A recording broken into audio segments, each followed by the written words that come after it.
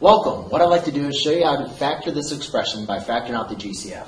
So when we're looking at this expression, what we want to do is we want to factor out the largest terms that go into both of my kind of terms I have here, both of my monomials. So what I want to do is when I'm factoring something out, what we're doing is we're simplifying it by taking out what these share in common. So the first thing I always like to look at is look at the numbers and say, all right, out of these numbers, what do they share? Well, an 8 and a 10, well, this is negative 8. A negative 8 and a 10, you think about, well, what numbers do those share? What numbers do evenly divide into both of them? Now, they're both even, so we know that 2 is definitely going to divide into both of them. But we want to find the greatest or the largest number that goes into both of them. So the next number that I know that goes into them is both 4. And you could say, well, I know 4 goes into negative 8 and 4 goes into, but 4 does not go into 10, does it? And so then another number maybe, all right, well, what about a number that goes into 10, which would be 5?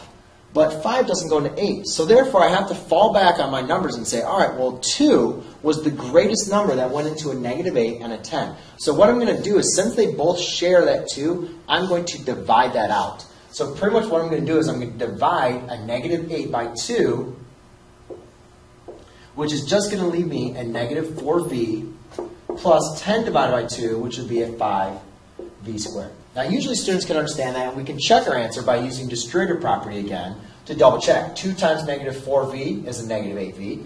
2 times 5v squared is a 10v squared. So that's an easy way to check your work. Now, the next thing we want to do is see if they share anything with the v's. And a couple things you need to remember. V squared, right, equals v times v, where v to the first power is just going to equal a v. So when I'm dividing out, we got to remember what exactly our exponents are telling us to do. The other thing you can remember is, the rules of exponents. When I'm dividing two numbers with exponents, to divide them out,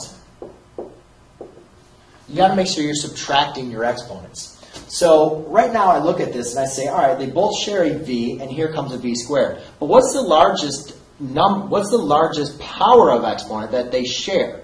Well, they don't share a v squared. Even though that is the largest exponent, this is only a v to the first power, meaning 1v. They don't share a v squared. However, I can factor out a v out of each term. So if I was to divide out a v squared, what I pretty much would be doing is factoring out this v. So it'd be v, which would be v squared. When divided out, you'd have 2 minus 1, which would give you v. When you factor a v out of the only v, there's only one of these v's. I'm saying v a lot, right? When you factor your v out, there's only one v there, so you're not going to have a v left. So if I factor out a 2v, I'll now just have a negative 4 plus 5, but since I factor out a 1v and there's 2 v's for a v squared, I'll just be left with v. So my final answer is 2v times square root, or not square root, times parentheses negative 4 plus 5v. Thanks.